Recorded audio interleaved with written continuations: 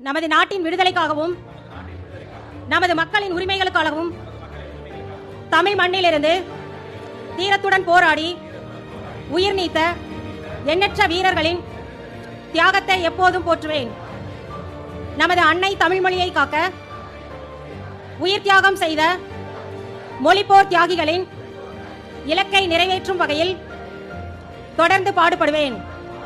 இந்திய அரசியலமைப்பு சட்டத்தின் மீதும் இறையாண்மை மீதும் நம்பிக்கை வைத்து அனைவருடன் ஒற்றுமை, சகோதரத்துவம், மத நல்லிணக்கம், சமத்துவம் ஆகியவற்றை பேணி காக்கின்ற பொறுப்புள்ள தனி மனிதராக செயல்படுவேன். மக்களாட்சி, மதச்சார்பின்மை, சமூக நீதி பாதையில் பயணித்து என்றும் மக்கள் நல சேவகராக கடமையாற்றுவேன் என உறுதியளிக்கின்றேன்.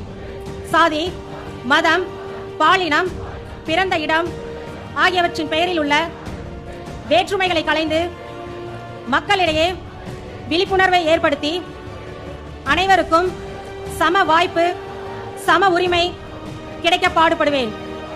பிறப்புக்கும் எல்லா உயிர்க்கும் என்ற சமத்துவ கொள்கையை கடைபிடிப்பேன் என்று உளமாற உறுதி கூறுகின்றேன்.